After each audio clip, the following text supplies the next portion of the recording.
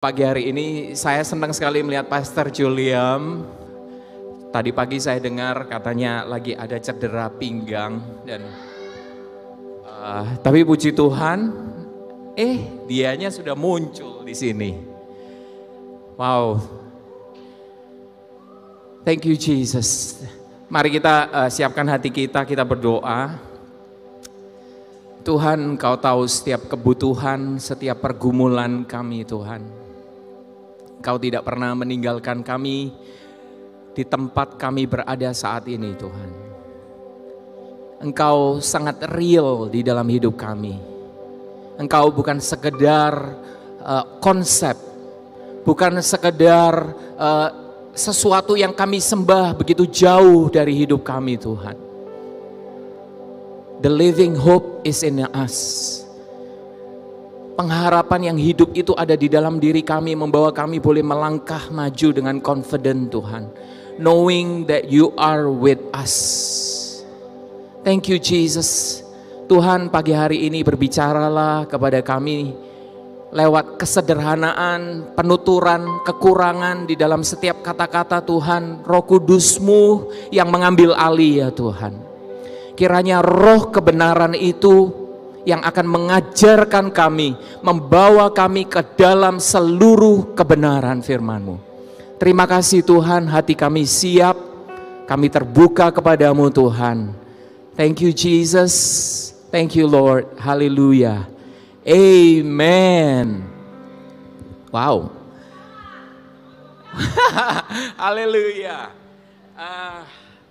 Hari ini sebelumnya saya mau berterima kasih untuk kesempatan yang diberikan di mana saya bisa berdiri di sini membagikan firman Tuhan. Saya tahu only by His grace and His mercy and because of Pastor Indra, amazing father of the house, who keep on encouraging me, who keeps on assist me, helping me in many ways. Sekalipun Pastor Indra tidak terlihat berdiri di sini, saya merasa I'm the product dari apa yang sudah dilakukan Pastor Indra di belakang yang teman-teman semuanya lihat. He is such a great father of the house. Hatinya, I hope that many of you will know him personally. I think I know him personally. Do I? Kadang-kadang saya juga masih surprise sih sama Pastor Indra. Dia unpredictable soalnya. Dan juga Pastor Juliam, wow, this man is amazing. Wow, kita sering kali discuss and debate about things, khususnya untuk materi-materi. Love this guy so much and the spirit, and he keeps on give me the word that really bless my heart to keep me going, to keep me pursuing His purpose in my life. Dan juga saya tidak lupa Pastor Yohanes, saya nggak tahu ada di mana. This guy is amazing. Orang ini bisa loncat dari satu waktu ke waktu yang lain kayak time traveler. Tiba-tiba ada di mana, terus kemana kita juga nggak tahu. Hanya Tuhan yang tahu. Istrinya aja mungkin nggak tahu. Enggak ya. Oh, sorry. Oke. Pagi hari ini kita akan belajar dari firman Tuhan. Temanya adalah Your story is not over yet. Tell your neighbor, katakan ke sebelahmu, your story is not over yet. Zach, thank you for faithfully accompanying me. Zach selalu kenapa bisa bareng dengan saya, Zach? We meant to be together. Now and forever. Shandy protes. Katanya dia suka jealous kalau saya bilang gitu sama orang lain. Iya, love you Shandy. Oke. Your story is not over yet dari Joseph story. Kisah kehidupan Yusuf. Saya yakin sudah banyak yang pernah mendengar khotbah tentang kehidupan Yusuf dan mungkin ada yang sudah membaca Alkitab. Tapi izinkan saya hari ini membawa kita semua melihat dari angle yang berbeda. dari sudut pandang yang berbeda, supaya apa? Supaya kita memiliki perspektif untuk bisa memahami firman Allah lebih jelas. Kenapa saya bilang kita perlu melihat dari berbagai angle? Seringkali jika kita hanya melihat di satu sisi, kita sering salah memahami sesuatu, betul tidak? Saya pernah melihat satu art installation, lucu sekali. Art installation ini seperti benda-benda digantung gitu, random kayak ngacak gitu kan, gantung-gantung. Kalau kita lihat seolah apaan sih gitu, kita nggak ngerti. Tapi ternyata setelah kita memutari art installation itu dari satu sisi, saya melihat terbentuk sebuah gambar Nike Air Jordan. No, I'm not a big fan of Air Jordan though. Tapi saya mau melihat, kadang karena saya cuma melihat dari satu sisi, saya tidak memahami apa yang sedang disajikan. Lewat saya melihat dari angle yang berbeda, saya akan melihatnya dengan lebih jelas. Untuk memahami sesuatu dengan baik, saya yakin tidak hanya butuh pikiran kita juga butuh perasaan dan juga panca indera kita untuk melihat, mengamati, menyimak. Saya memberikan ilustrasi seperti ini minggu yang lalu. Saya mendengar Tante Pastor Christy dipanggil oleh Tuhan. Dan saya pribadi tidak mengenal almarhumah secara pribadi. Tetapi saya sudah cukup lama mendengarkan cerita tentang sakit dari Tante Pastor. Dan keinginan beliau untuk segera bertemu dengan Tuhan, pulang ke rumah Tuhan karena sangat suffered, sangat menderita. Dan waktu sore hari setelah acara pemakaman, saya sempat cukup lama bertelepon dengan Pastor Christy, di sana kami ngobrol. Saya rasa saya mulai memahami apa yang dirasakan, rasa kehilangan, rasa kesedihan, juga rasa kelegaan yang sedang dialami oleh Pastor Christy. Mungkin kalau saya hanya tahu siapa dia, saya tidak akan bisa memahami apa yang dialami oleh Pastor Christy. Jadi untuk memahami sesuatu tidak cukup hanya dengan pikiran kita. Kita juga harus memakai perasaan kita dan juga panca indera kita. Mendengar, mengamati. Memahami kata pain and hurt, kita sudah biasa dengan itu. Rasa sakit dan penderitaan di dalam hidup kita. Tapi memahami arti kata ini bagi orang yang ditinggal oleh pacarnya tidak sama dengan perasaan pain and hurt dari seseorang istri yang ditinggal mati oleh suaminya yang telah menikah selama 40 tahun. Tidak sama juga perasaan pain and hurt dialami oleh seseorang tua yang kehilangan anaknya karena sebuah musibah di Swiss. Kita seringkali menganggap, oh saya mengerti. Kita merasa seperti itu. Kalau saja memahami suatu hal itu bisa berbeda-beda tiap orang, apalagi memahami firman Tuhan. Jadi kalau mendengar, oh cerita Joseph, I think I know the story. I think you don't know what you say. Kita semua sangat tidak cukup punya kapasitas untuk memahami firman Tuhan. Untuk memahami firman Tuhan tadi saya di awal berdoa, Tuhan kiranya ada Roh Kudus-Mu, Roh kebenaran yang menyingkapkan seluruh kebenaran ini kepada kita. Karena tanpa itu kita hanyalah manusia yang berusaha mengerti sesuatu yang unlimited. Kisah Yusuf ini dicatat di kitab Kejadian pasal 37 sampai 50. Saya akan menceritakannya dengan cepat saja karena ada beberapa tempat di mana saya akan mulai membaca firman Tuhan. Mungkin kita semua udah tahu ceritanya. Dimulai dari pasal 37 dikisahkan bahwa Yusuf adalah anak ke-11 dari Yakub, anak kesayangan yang dilahirkan dari istri kesayangan Rahel. Dan Yusuf ini diperlakukan secara berbeda oleh ayahnya sehingga membuat iri 10 saudara tirinya yang lain. Dia dibuatkan jubah yang indah oleh ayahnya. Dan mereka semakin membenci Yusuf pada saat dia menceritakan mimpinya. Si Yusuf mengatakan dia bermimpi tentang bulir gandum, berkas gandum yang dikelilingi oleh berkas-berkas saudaranya, dan berkas saudaranya ini menyembah berkas Yusuf. Wah, kurang ajar nih, udah paling kecil gitu ya. Kemudian cerita lagi mimpi yang lain bahwa dia melihat ada bulan, ada matahari, ada bulan, dan 11 bintang menyembah dia. Berarti papanya, mamanya menyembah dia juga. Wah, ini agak sedikit over the top ya. Dan coba kalau kita amatin 11 bintang, saat itu mereka hanya bersebelas. Tuhan sudah memberikan vision bahkan sebelum Benyamin dilahirkan. Amazing bukan? Dan kemudian saat dia berusia 17 tahun dengan background ini, saudara-saudaranya mau membunuhnya, berencana membunuh Yusuf. Oleh karena kedaulatan Allah batal. Dan mereka membuang Yusuf ke dalam sumur kering di padang belantara.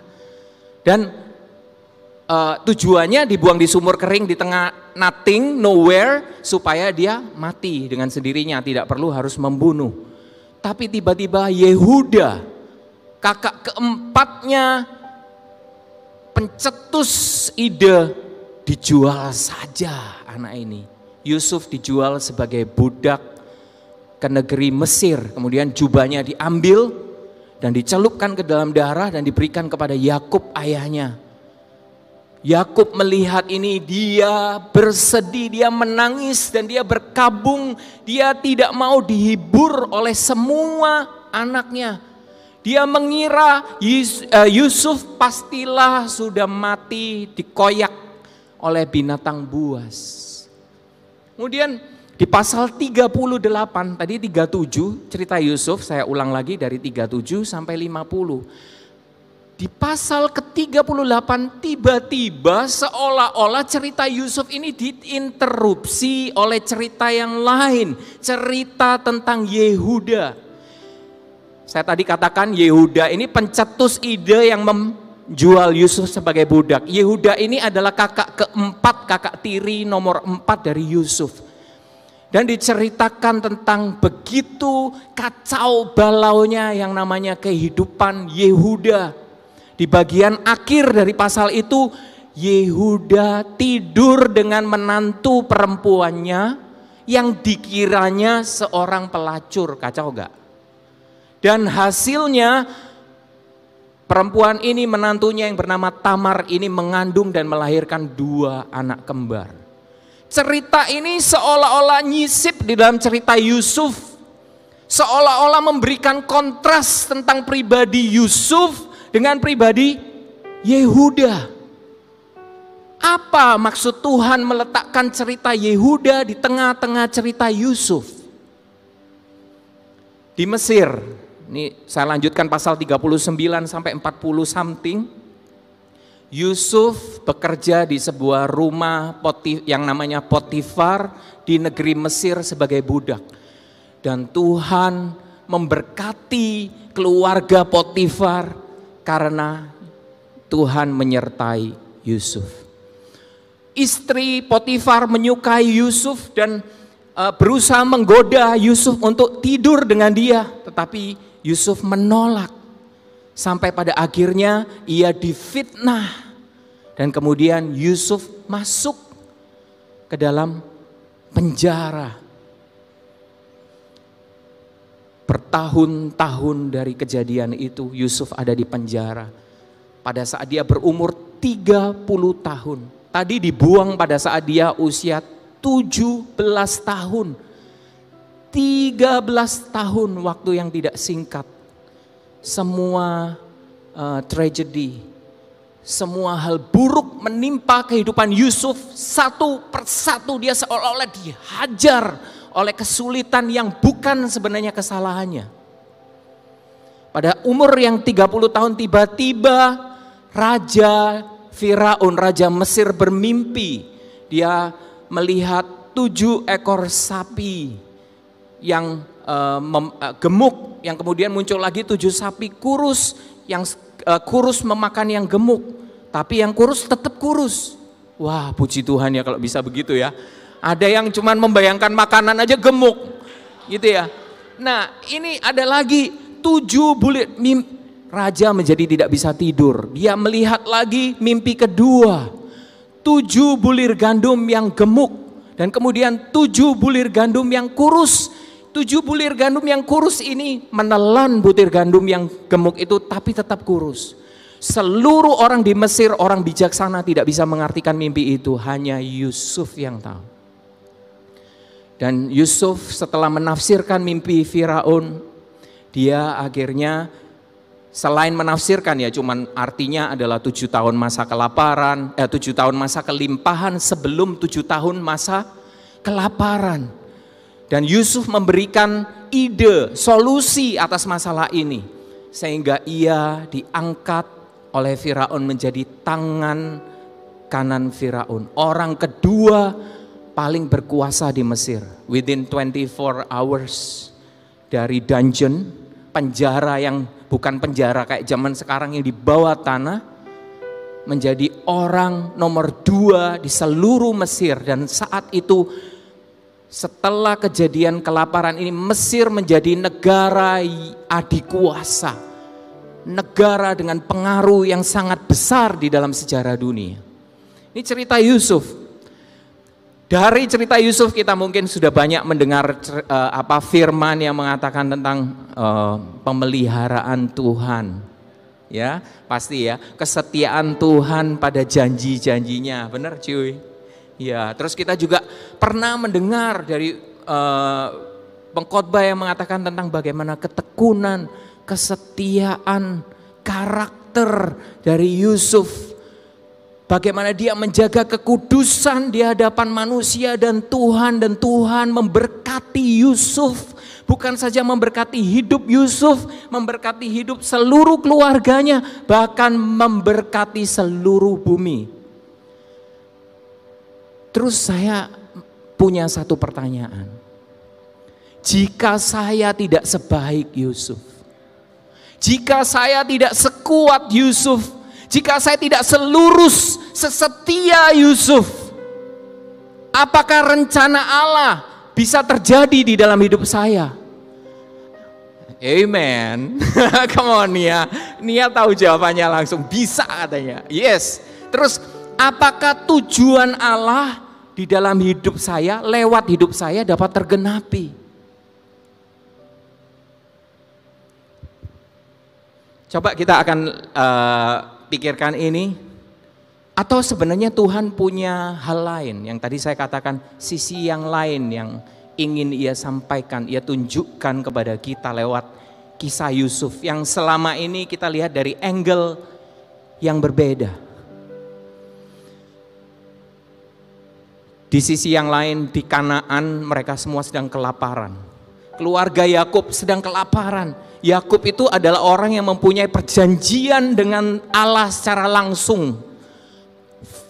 Ini ya, one on one, bukan kayak kita mendapat janji dari firman Tuhan secara langsung, dan dia mengalami kelaparan di Kanaan. Kehabisan bahan makanan.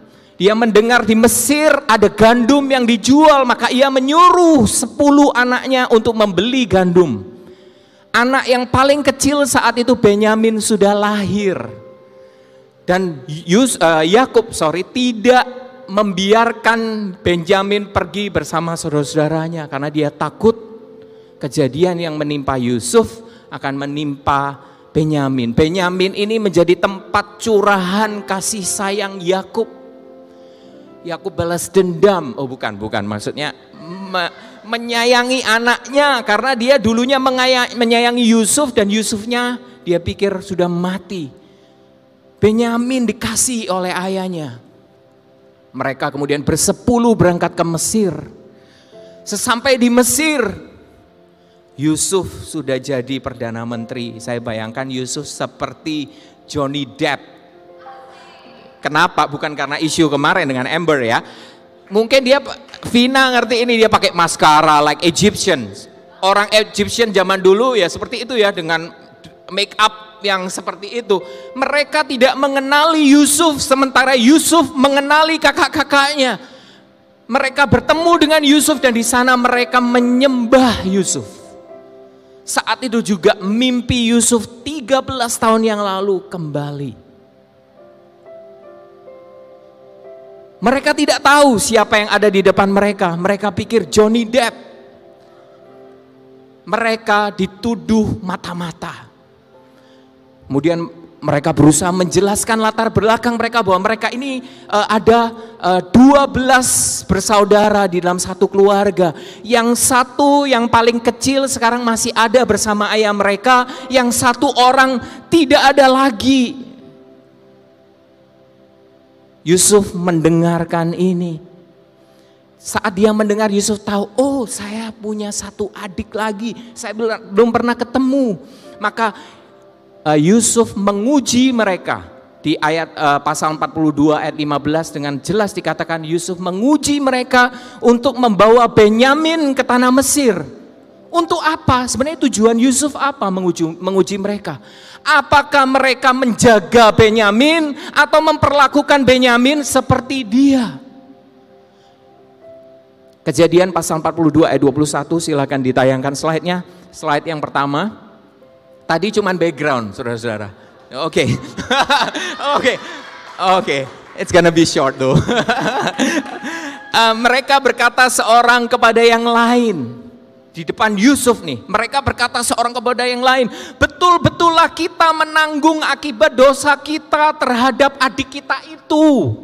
Bukankah kita melihat bagaimana sesak hatinya ketika ia memohon belas kasihan kepada kita, tetapi kita tidak mendengarkan permohonannya. Itulah sebabnya kesesakan ini menimpa kita. Yusuf ada di depan mereka, mendengar pembicaraan itu, hatinya tidak kuat, dia pergi, dia menangis. Selama 13 tahun Yusuf menangis, kenapa ini terjadi pada hidupnya? Dan selama 13 tahun ini juga saudara-saudaranya punya satu perasaan bersalah. Mereka merasa dikejar-kejar oleh perasaannya sendiri, oleh kesalahannya. Dan mereka merasa bahwa setiap masalah yang datang di dalam hidup mereka pasti karena itu. Seolah-olah ini adalah hukuman karena saya melakukan yang salah. Inilah hukuman. Padahal tidak ada hubungannya. Dari sini kita tahu, mungkin saat ini kita juga sering dikejar-kejar oleh perasaan bahwa masalah yang kita hadapi adalah hukuman karena kita sudah melakukan kesalahan.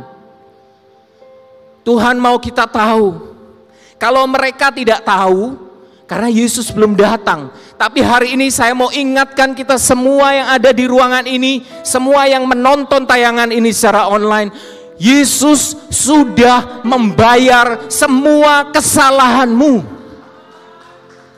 Yesus sudah membayar lunas, saya katakan semuanya, bahkan overpayment untuk semua kesalahan kita agar kita tidak dikejar-kejar oleh rasa bersalah. Setelah itu mereka pulang, setelah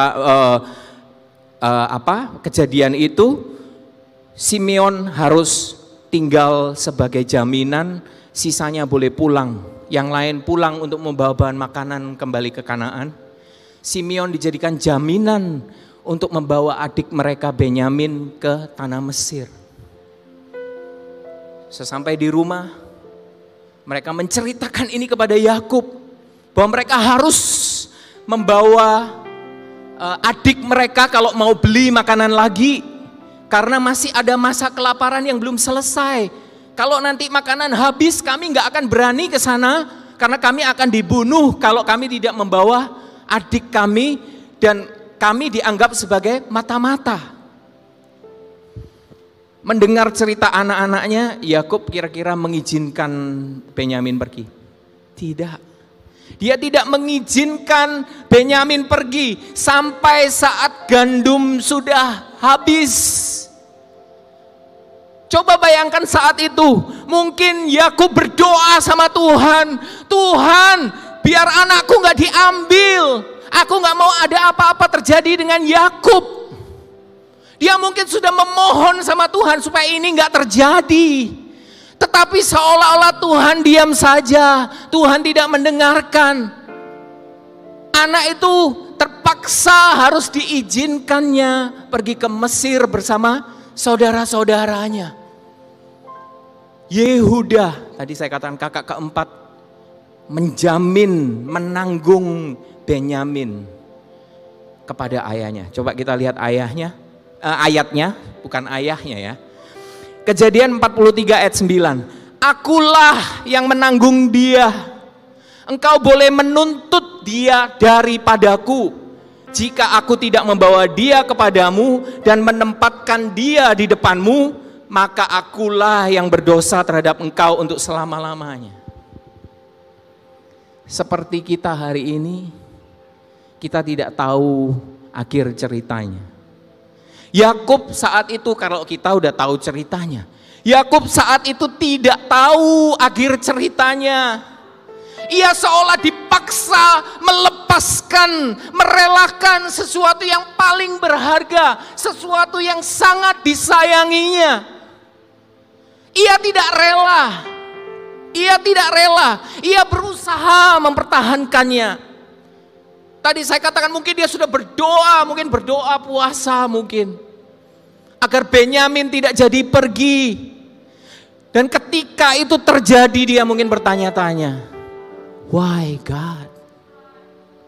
Kenapa ini dibiarkan begini? Mungkin kita juga punya pengalaman seperti ini. This morning let me tell you, your story is not over yet. Ceritamu belum selesai.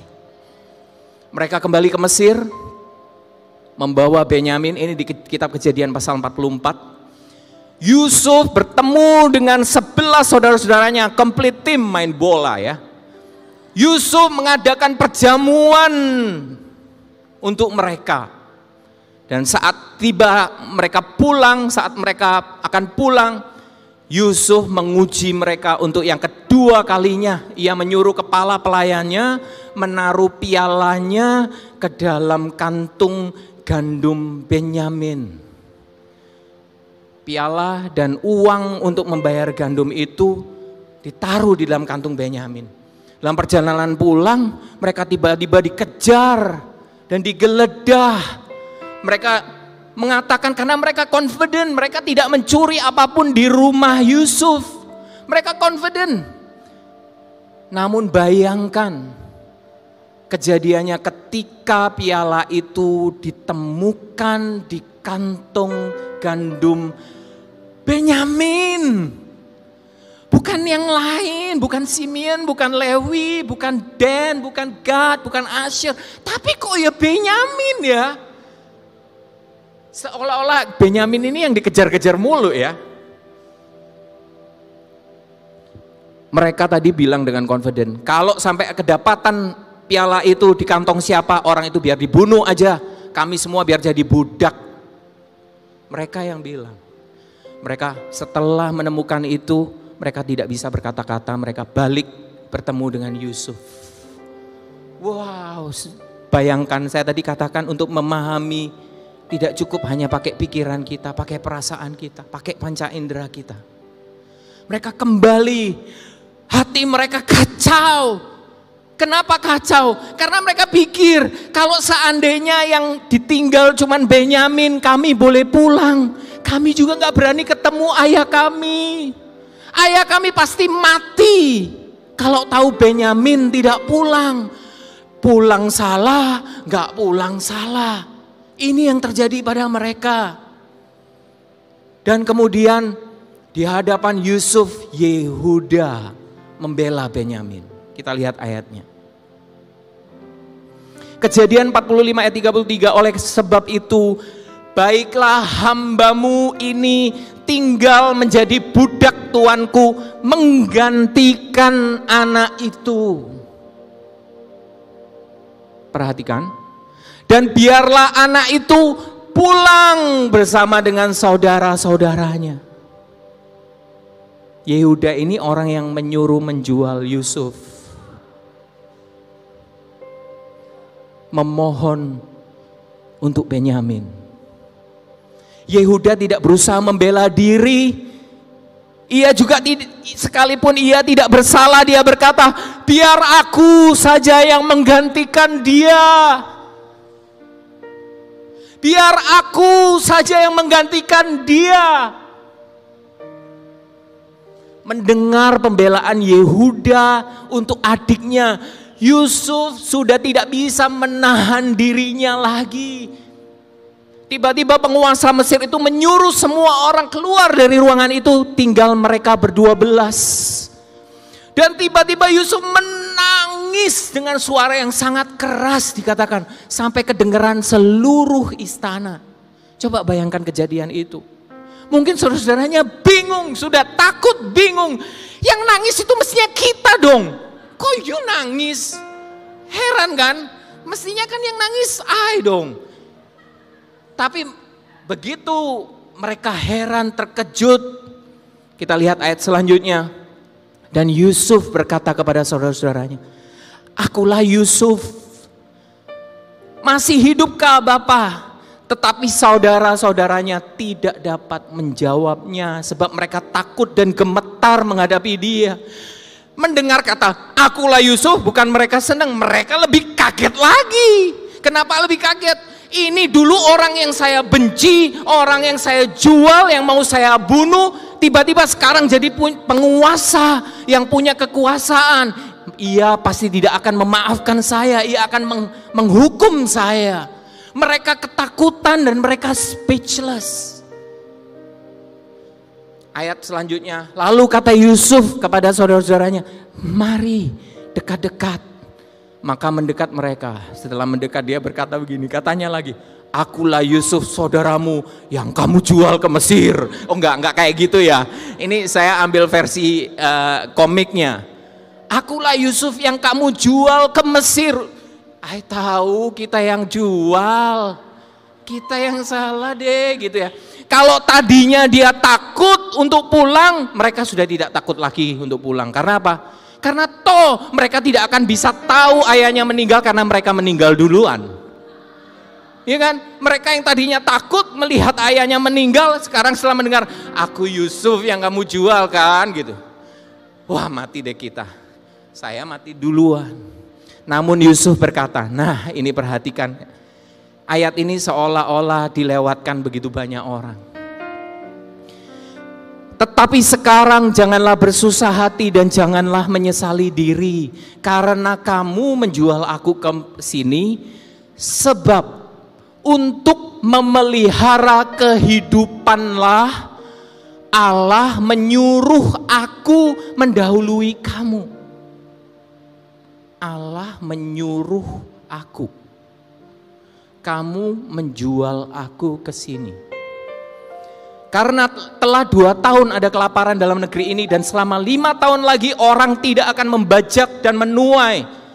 Ayat selanjutnya, maka Allah telah menyuruh aku mendahului kamu untuk menjamin kelanjutan keturunanmu di bumi dan untuk memelihara hidupmu sehingga sebagian besar daripadamu tertolong.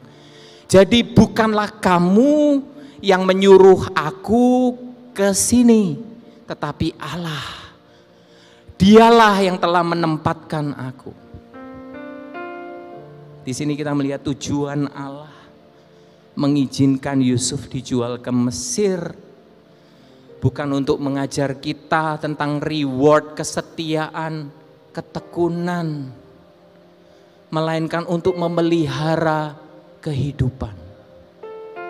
Di ayat 5. Dan untuk menjamin kelanjutan keturunanmu.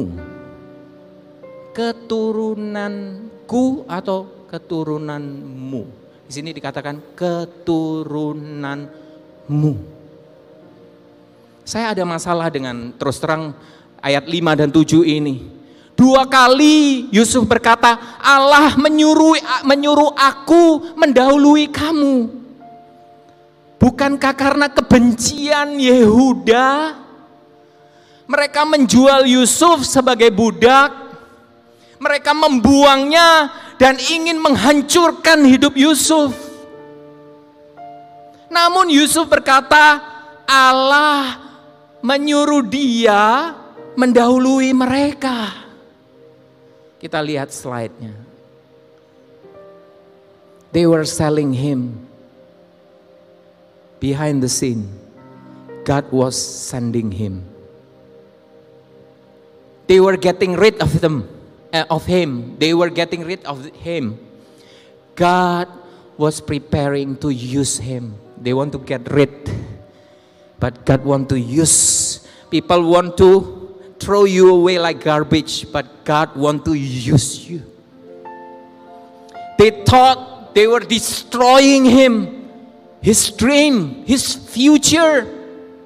God was planning to bless him. Dari sini kita belajar apa? Tuhan bisa bekerja.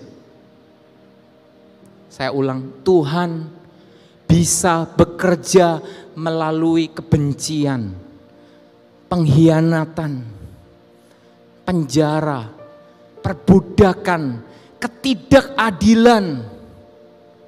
Untuk apa? Memberkati kita. Di sini kita menyaksikan apa? Hikmat Allah. Allah memberi display hikmatnya. Segala hal, bahkan hal yang negatif. Hal yang negatif, apa yang sedang kita alami hari ini, apa yang sedang kita pergumulkan hari ini, hal-hal negatif yang sedang terjadi di dalam hidup kita, masalah, penderitaan, justru dipakai untuk menyelamatkan kita, untuk memelihara kehidupan kita, untuk menjamin kelanjutan keturunan kita. Saya mau address ini untuk teman-teman kita semua yang saat ini sedang bergumul dalam masalah. Mungkin saat ini engkau merasa sendirian. Engkau merasa tidak punya harapan. Mengira Tuhan sudah melupakan engkau, meninggalkanmu. Namun satu hal yang pasti seperti di dalam cerita Yusuf, Tuhan turut bekerja di dalam semua perkara untuk mendatangkan kebaikan bagi orang-orang yang dikasihinya. Roma pasal 8 ayat 28. Yusuf bisa mengampuni kakak-kakaknya karena apa? Karena tahu Tuhan yang bekerja di balik semuanya itu. Kok rohani ya Yusuf? Bukan. Coba dipikir lagi. Kalau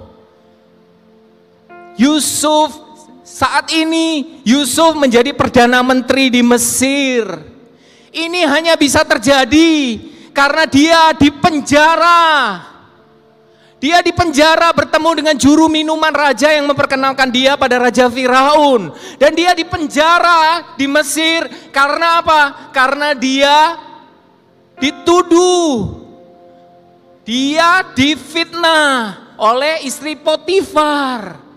Dan dia tahu dia bisa ada di rumah Potifar di Mesir bekerja sebagai budak karena dia dijual oleh saudara-saudaranya. Tanpa lewat semua ini, Yusuf saat ini masih kelaparan di Kanaan. Saya ulang ayat 7. Maka Allah telah menyuruh aku, saya dikasih huruf bold di situ, mendahului kamu untuk menjamin kelanjutan keturunanmu di bumi ini dan untuk memelihara hidupmu sehingga sebagian besar daripadamu tertolong. Tujuan Allah mengutus Yusuf adalah untuk menjamin kelanjutan keturunanmu. Berkat Tuhan di dalam hidup Yusuf bukan sekedar supaya Yusuf jadi penguasa yang punya pengaruh kekuasaan. Tujuan Tuhan memberkati kita di dalam hidup kita bukan sekedar materi, kekayaan, uang banyak, mobil, rumah bagus, semua barang-barang mewah. Tujuan Tuhan di dalam hidup kita, memberkati kita, tidak hanya untuk diri kita, tidak hanya untuk diri kita saja, melainkan kita bisa memberkati orang lain. Kalau kita ingat ya, seringkali kita melihat perjalanan hidup kita itu begitu berliku-liku. Kenapa nggak dibuat sama Tuhan lurus dan smooth aja? Karena dengan berliku-liku itu Tuhan mau pada saat kita mencapai tujuan itu Tuhan memberkati orang-orang di sekitar kita. Dan dikatakan apa? Secara khusus berkat apa yang dikatakan di sini? Untuk menjamin kelanjutan keturunanmu. Keturunan siapa yang dimaksud? Apakah seluruh keturunan anak-anak Yakub? Atau Tuhan punya keturunan yang dimaksud secara spesifik? Untuk menjelaskan hal ini, sabar sedikit, kita harus melihat di dalam kitab Kejadian pasal 3, jauh ya. Oke, Kejadian pasal 3 ayat 15, itu setelah kejatuhan manusia, Allah memberi sebuah janji, sebuah covenant kepada manusia yang udah jatuh. And I will put enmity between you and the woman, and between your seed and her seed. He shall bruise your head and you shall bruise his heel. Kejatuhan manusia ini membuat manusia berada di bawah kutuk penghakiman, penghukuman Allah. Namun Allah menjanjikan apa tadi dikatakan? Benih perempuan, the promised seed, yang akan apa? Menghancurkan kepala ular, membebaskan manusia dari kutuk penghakiman Allah. Sejak saat itu setan berseteru dengan keturunan perempuan, dengan keturunan Hawa. Ia berusaha membinasakan benih perempuan itu karena benihnya akan meremukkan kepalanya. Bahkan sejak generasi pertama Habil dibunuh oleh Kain. Namun kita melihat setan tidak tahu siapa benih yang dijanjikan ini. Set lahir. Ada Habil, Kain, Set lahir. Lewat Set dari Adam sampai ke Nuh ada 10 generasi. Benih yang dijanjikan itu ternyata lewat keturunan Set. Dan kemudian sampai di Nuh, karena kejahatan manusia, setan terus berusaha menghancurkan, mencemari benih itu. Manusia semakin jahat. Allah menghukum manusia saat itu dengan air bah. Tetapi oleh hikmat Allah, He keep His promise seed, the seed yang akan diturunkan ini lewat Nuh, satu keluarga Nuh itu preserved. Nuh punya 3 orang anak laki-laki, Sem, Ham, Yafet. Ternyata lewat Sem, the promised seed, benih yang dijanjikan itu lahir. 10 generasi dari Sem sampai ke Abraham. Abraham lahir. Kemudian Ishak lahir dari istri mandul yang sudah lewat masa untuk mempunyai anak. Beyond her seed bearing year. Ishak lahir. Ishak punya 2 anak. Yang sulung namanya Esau, yang dikasihi oleh Ishak, yang menjadi favorit ayahnya. Dan Yakub si bungsu yang penipu, perebut. Dan benih itu lewat Yakub ya, lewat Yakub. Mestinya Esau ya. Yakub semakin bingung. Yakub melahirkan berapa orang anak? 12 orang anak. Nah, ini pertanyaannya. Dari 12 orang anak Yakub ini, siapakah yang akan menurunkan the promised seed? Ini yang saya katakan different angle. Kita lihat slide-nya. Anak Yakub ada 12 orang. Dari Lea, istri pertamanya, lahir anak pertama 2, 3, dan 4. Ruben, Simeon, Lewi, Yehuda. Kemudian karena Rahel nggak punya anak, pembantunya dikasih, budaknya diberikan yang namanya Bilha. Dan lahirlah Dan dan Naftali. Lea nggak terima, dia kasih lagi budak perempuannya, ini aja kamu married juga sama ini. Lahirlah anak ke-7 dan ke-8, Gad and Asher. Kemudian dari situ 8, Lea mulai berproduksi lagi. 9, 10 Isakar dan Sebulun lahir. Kemudian setelah 10 lahir 1 anak tapi perempuan, namanya Dina. Baru setelah itu lahirlah dari Rahel Yusuf, anak yang semestinya ke-12 ya, tapi karena bukan anak laki-laki seringkali tidak dicatat. Jadi anak ke-11 adalah Yusuf dan yang terakhir adalah Benyamin. Dari 12 orang ini kita langsung tahu Dina nggak mungkin masuk, 4 anak budak nggak mungkin masuk, jadi tinggal 8 kandidat ya. Terus kalau kita baca kitab Kejadian 34, 35 kita tahu cerita siapa Ruben. Ruben ini meniduri Bilha, istri ayahnya. Kemudian Simeon dan Lewi, dia membunuh seluruh penduduk Sikem gara-gara raja di Sikem meniduri adik perempuannya Dina. Tapi seluruh orang Sikem dibinasakan dengan tipu daya. Yehuda pemicu ide menjual Yusuf. Terus dia incest dengan menantunya sendiri. Tinggal berapa? Tinggal 4 dong ya. Mungkin kita pikir Isakar, Sebulun atau Yusuf dan Benyamin. Kayaknya Isakar dan Sebulun nggak mungkin deh ya. Karena kita jarang mendengar siapa mereka, ngapain kita nggak tahu. Kemungkinan paling besar cuman Yusuf sama Benyamin. Yusuf ada di Mesir. Dan semua yang dialami oleh dia adalah untuk kelangsungan the promised seed. Siapakah pribadi ini? Harusnya Yusuf. Siapa yang lebih baik dari Yusuf? Tidak ada. Tetapi bukan Yusuf. Why? Pribadi ini yang memberi jaminan kepada Yakub untuk membawa Benyamin pulang. Dan pribadi ini yang berdiri di depan penguasa Mesir yang saat itu dia belum tahu adalah Yusuf. Benyamin ini seharusnya dihukum. Yehuda rela menyerahkan dirinya sebagai substitute.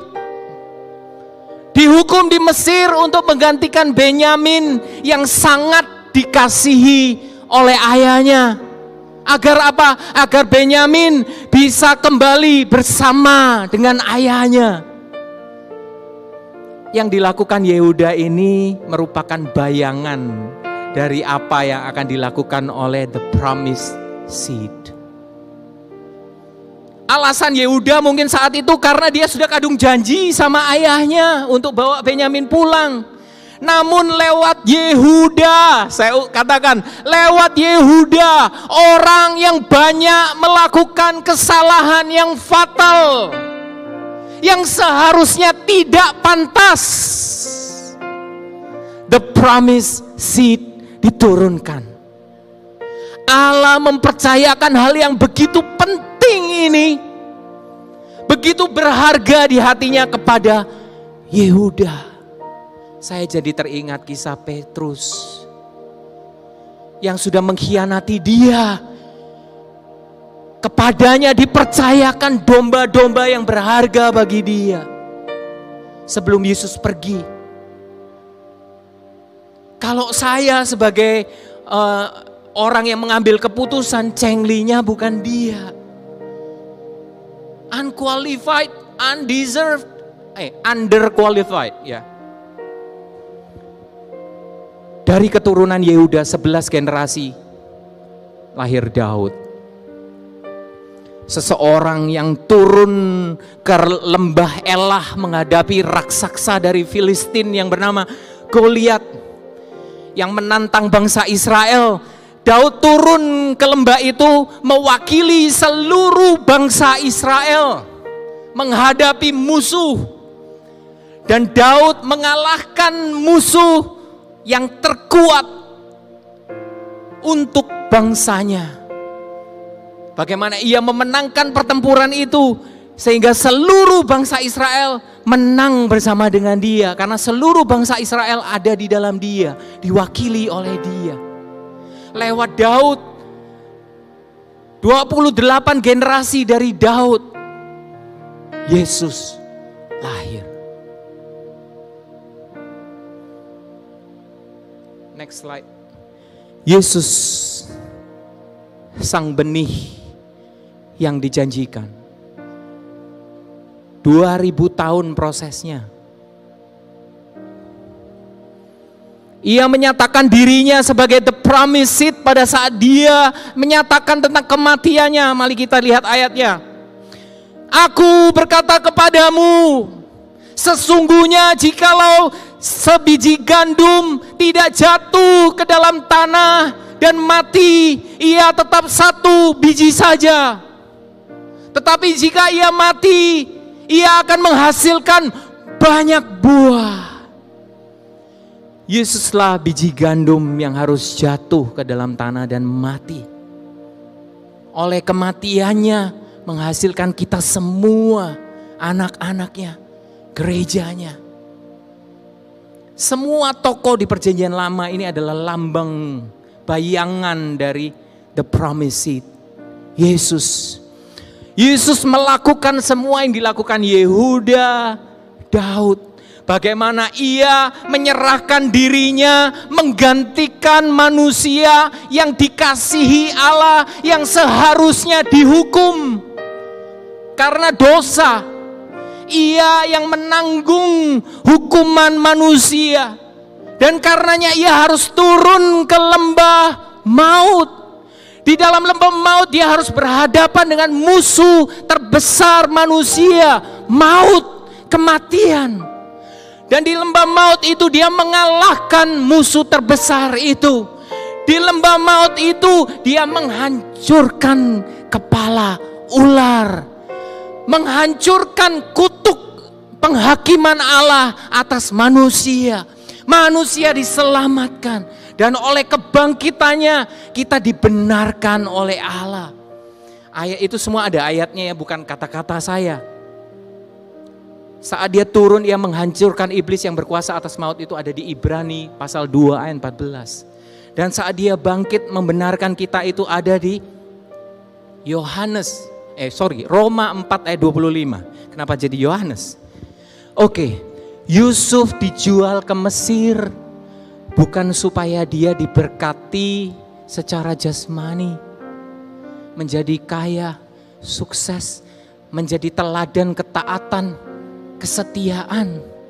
Yusuf pergi ke Mesir agar Yehuda yang akan menurunkan the promised seed tidak kelaparan dan musnah. Karena lewat Yehuda Daud lahir. Lewat Daud Yesus benih yang dijanjikan itu lahir. Jika Allah mau memakai Yehuda, come on. Jika Allah mau memakai Yehuda yang bukan anak sulung, bukan anak kesayangan, tidak punya kekuasaan, tidak istimewa, gagal, lewat hidupnya, lewat hidup Yehuda memberkati banyak orang termasuk kita. Benih yang dijanjikan itu diturunkan. Allah Saya katakan Allah juga punya tujuan khusus untuk hidupmu. Hidupmu sangat berharga bagi Dia. Kalau Dia mau memakai Yehuda, Dia juga mau memakai engkau. Memakai kamu. Lewat hidup kita memberkati apa? Banyak orang. Berkat ini bukan sekedar kesehatan, kekayaan, perlindungan untuk diri kita sendiri, keluarga kita, atau mungkin supaya kita bisa menyumbang ke banyak orang, melakukan perbuatan-perbuatan baik untuk orang lain yang susah dan kekurangan. Next slide please. Allah mau lewat hidup kita, the promised seed, Yesus dapat dilahirkan dalam hidup orang-orang di sekitar kita. Yehuda dipanggil untuk ini. Kita semua, tidak ada satu pun terkecuali, kita punya tugas melahirkan the promised seed ini di dalam hidup orang-orang yang ada di sekitar kita. Rasul Paulus berkata kepada jemaat di Galatia, "Hai anak-anakku, karena kamu aku menderita sakit bersalin lagi." Paulus itu laki-laki ya. Dikatakan, "Hai anak-anak, karena kamu aku menderita sakit bersalin lagi sampai rupa Kristus menjadi nyata di dalam kamu." Allah ingin lewat hidup kita yang kayak gini nih. Sorry kalau kalian offense by with this. Oh my Jesus. Allah mau lewat yang kayak gini ini. Rupa Kristus terekspresi. Kristus termanifestasi di dalam hidup kita. Hidup kita ini saat ini ada di mana? Di dunia, tahu, bukan di. Kita ada di dunia. Tadi dikatakan mereka ada di mana? Di Mesir. Mesir ini negeri perbudakan. Dunia ini adalah negeri perbudakan. Kita ada di sini. Kita ada di Mesir untuk melahirkan the promised seed. Untuk melahirkan Yesus, Lisna. I see you. Apapun yang sedang kita hadapi saat ini bukan kebetulan. Saya katakan bukan kebetulan. Allah menempatkanmu di situ. Engkau merasa hal buruk kok terus ya bertubi-tubi. Hidupmu terasa gelap. Tidak tahu aku harus pergi kemana. Ada yang bertanya-tanya. Kamu sudah berdoa, namun kenapa Tuhan tidak segera menolong? Seperti Yusuf. 13 tahun ia terus berdoa, friend. Bukan 13 hari. 13 tahun dia terus bertanya sama Tuhan. Tuhan, kenapa aku dibuang ke sini? Tuhan, kenapa aku sekarang jadi budak? Tuhan, kenapa aku difitnah? Tuhan, kenapa aku masuk penjara? Tuhan, kenapa orang yang seharusnya ingat sama aku, juru minuman, lupa? Tuhan, kenapa?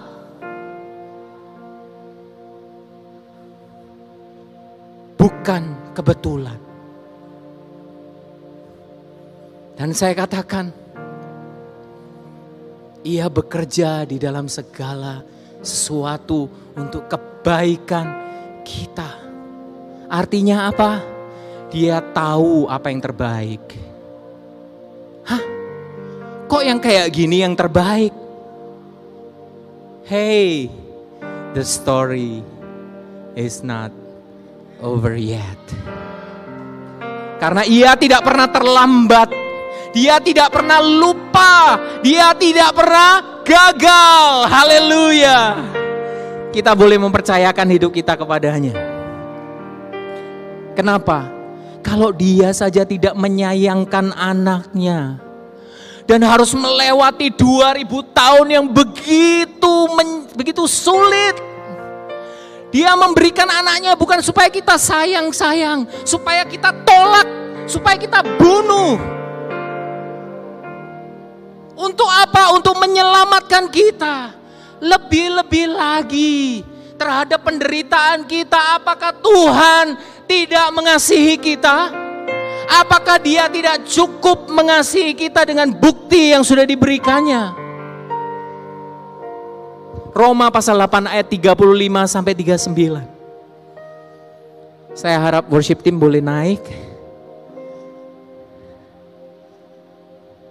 Saya nggak kedengaran kayak orang lagi marah-marah kan?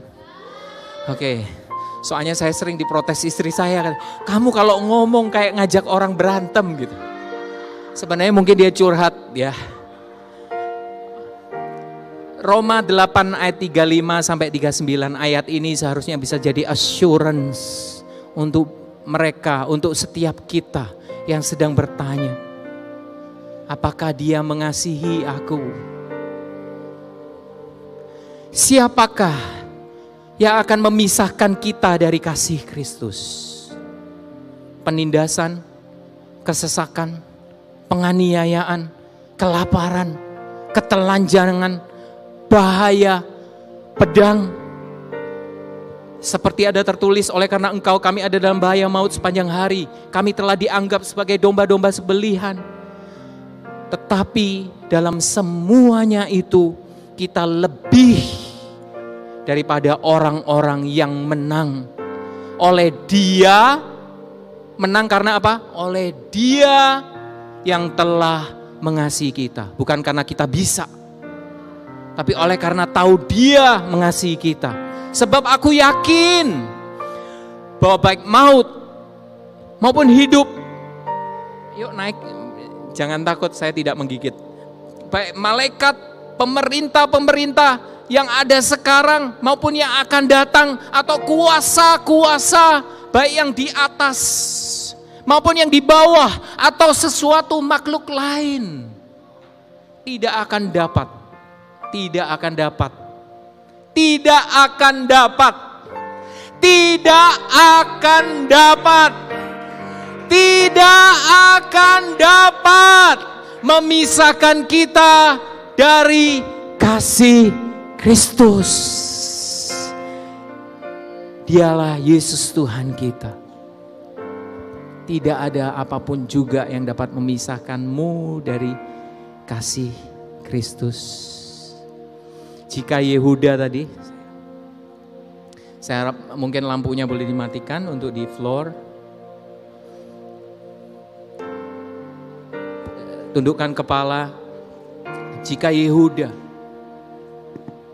bisa dipakai Allah untuk menurunkan the promised seed, Allah juga bisa memakai kita semua untuk menggenapi tujuannya. Dan hanya kamu, ya kamu yang bisa melakukannya. Kamu ditempatkan di tengah-tengah keluargamu, sanak saudaramu, teman-temanmu, untuk memberkati mereka. Agar apa? The promised seed Jesus bisa dilahirkan di dalam hidup mereka, membawakan keselamatan, pengharapan, kasih karunia, damai sejahtera.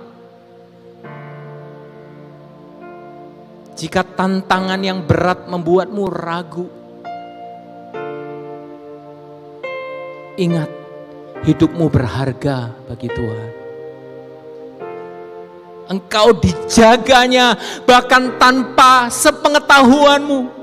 Seperti Yehuda dijaga oleh Yusuf tanpa sepengetahuannya. Tuhan akan menempatkan Yusuf di dalam kehidupanmu untuk menjaga engkau. Bahkan engkau tidak menyadari keberadaannya. Tidak saja orang yang akan dipakai Tuhan, bahkan malaikat-malaikatnya menjaga engkau. Mazmur pasal 91. Karena apa? Karena tanpa kamu tujuan Allah tidak akan tergenapi dengan sempurna. Kamu adalah bagian penting dari sesuatu yang besar, dan Ia tidak akan membiarkan engkau gagal. Ia sangat mengasihimu. Tidak ada yang dapat memisahkan kau dari kasih-Nya. Tiba-tiba ada satu perasaan yang saya rasakan saat ini. Saya ingat pengalaman saya waktu saya dari dalam satu proyek, mungkin singkat aja. Proyek itu saya begitu dipersulit. Kami sudah melakukan pekerjaan, satu proyek. Payment yang dijanjikan seharusnya adalah progresif sesuai dengan banyaknya pekerjaan yang kami lakukan. Pekerjaan ini cukup besar nilainya. Dan sampai udah waktunya kami menerima payment, kami harus submit dokumen teknikal. Kami udah ajukan, ditolak, diajukan. Sementara pekerjaan itu terus berlangsung. Perusahaan di tempat saya bekerja bleeding. Uang sudah sangat besar, tapi belum ada sedikit pun pembayaran karena ada satu orang yang tidak suka. Dia selalu fail us, membuat kita bermasalah. Dokumen kita dicoret lagi, suruh revisi dan lain sebagainya. Kalau kita terus begini, pasti company tempat kami bekerja akan tidak bisa survive. You know what? Saya tidak tahu siapa orang itu. Orang yang selama ini mempersulit adalah project manager di end user kami. Somehow orang itu tidak ada lagi. Diganti orang lain, tidak tahu alasannya apa. Saat itu kami sudah putus asa. Tapi bagaimana Tuhan bekerja yang tidak kami tahu. Bahkan kami tidak tahu caranya. Orang ini bisa diganti dengan orang lain yang segera merilis payment yang sudah due date. Tuhan memakai orang-orang seperti Yusuf di dalam hidup kita. Because He loves you so much. Ia tidak saja akan menolong, memberkatimu dengan segala berkat jasmani, kesehatan, perlindungan. Ia juga akan membuat kamu semua, saya, menjadi berkat bagi banyak orang. Your story is not over yet.